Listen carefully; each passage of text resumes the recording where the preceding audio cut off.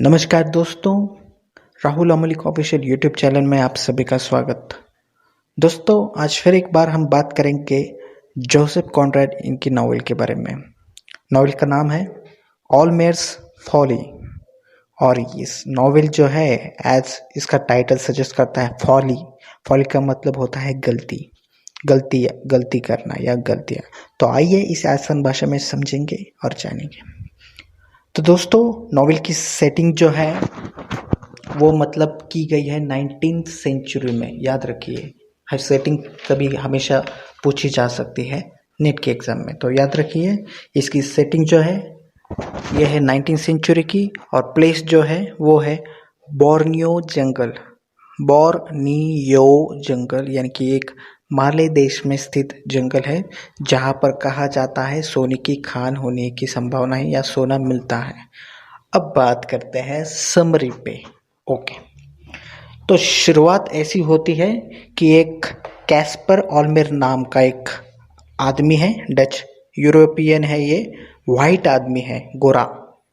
तो ये गोरा चमड़ी वाला जो आदमी है यूरोप से आता है माले देश में, यानी कि ये एक प्रकार की जैसे अफ्रीकन कंट्रीज है, जैसे कि डायस्पोरिक, जहाँ पर ब्लैक लोग रहते हैं।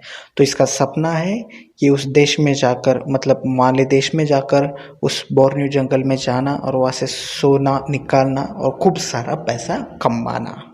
ओके, यहाँ तक ठीक है। अब बात करते हैं, ये भाई साहब उस जगह आ जाते हैं, वहाँ पर रहते हैं।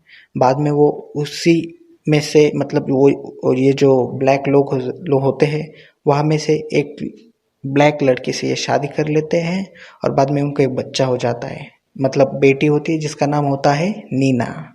अब यहाँ तक ठीक है। कुछ सालों बाद नीना भी काफ़ी बड़ी हो जाती है और ऑलमेर भी अपनी कोशिश जारी रखता है सोना खोजने की।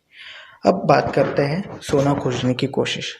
तो ऑलमेर तो सोना खोजता ही रहता है, लेकिन इसमें उसका साथ देने वाला और एक आदमी वहाँ पर उसे मिलता है, लोकल आदमी, जिसका नाम होता है दाइन मरोला। मतलब ये एक राजकुमार होता है माले का। तो ये वचन देता है, यानी कि इनकी डील होती है ऑलमेर की और उसकी, कि मैं सोना खोजने में आपकी मदद करूंगा। और उसी वक्त वो डील जब होती है तो वो उस लड़की को देखता है, ऑलमेर की लड़की को, जिसका नाम है नीना। तो उसको देख के वो उसके प्यार में पड़ जाता है, फर्स्ट साइट लव यानी कि। ओके, याद तक ये बात पूरी। अब आते हैं आगे। अब इसके बाद क्या होता है, ऑलिवर को ऐसी बात सुनने को मिलती है कि ब्रिटिशर्स उस माले देश में आने वाले हैं। वहाँ पर, मतलब वो वहाँ की जो पंताई नदी है वो उसको काबिज करने वाले, उस पर कब्जा जमाने वाले हैं। और इसीलिए वो उन लोगों के स्वागत के लिए, जो ब्रिटिशर्स के स्वागत के लिए वहाँ पर एक आलीशान मकान बनाने की कोशिश करता है या गेस्ट हाउस।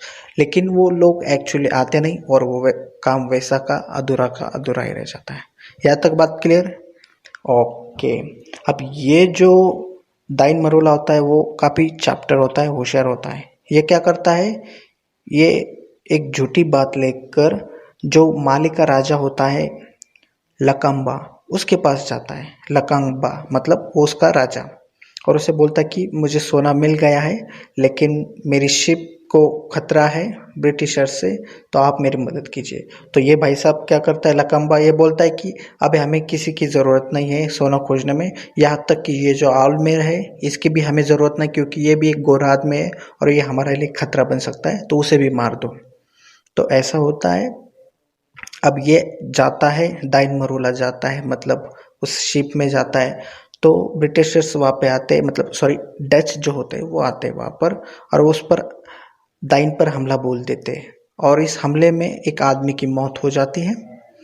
बाद में दूसरे दिन पता चलता है, लोगों को ऐसा लगता है कि भाई ये तो दाइन ही होगा, मरा हुआ आदमी शायद दाइन होगा, लेकिन ऐसा नहीं होता। दाइन बहुत होशियार होता है। वो हमले के वक्त अपने कपड़े उसके स्लेव को पहना देता है, गुलाम को, उसका ब्रेसलेट वगैरह कपड़ा। तो जब शिनाख्त होती है तो पता चलता है कि ये तो दाइन है ही नहीं, ये तो उसका स्लेव है।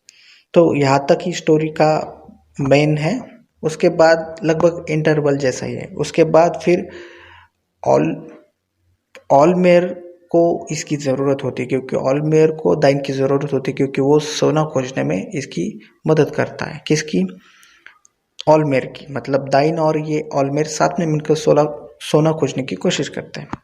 तो उसे ऐसा लगता है कि ये कभी अरेस्ट होना नहीं चाहिए, इसको पकड़ना नहीं चाहिए, दाइन कभी अरेस्ट नहीं होना चाहिए, उसको पकड़ना नहीं चाहिए, वो मरना नहीं चाहिए, ताकि उसका सपना अधूरा ना रहे सोना खोजने में।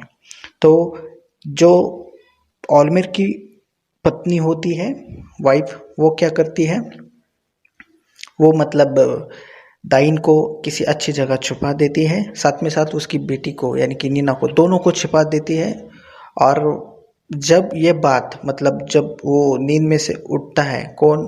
ऑलमेयर नींद में से उठता है एक दिन, तो उसे पता चलता है कि उसकी मेड से यानी कि सर्वेंट से, उसकी जो नौकरानी है, वो उसे बताती है कि आपकी बीवी ने आपको धोखा दिया है, आपकी लड़की दाइन के साथ भाग चुकी है और उन दोनों को भगाने में आपकी वाइफ ने उनकी मदद की है, और इसके साथ ही साथ वो सारा धन जेवरात लेकर भाग गई है राजा के पास। ओके, तो इसमें वो काफ़ी गुस्सा होता है, और इसके साथ ही साथ वो नौकरानी उनकी छिपने का ठिकाना भी बता देती है।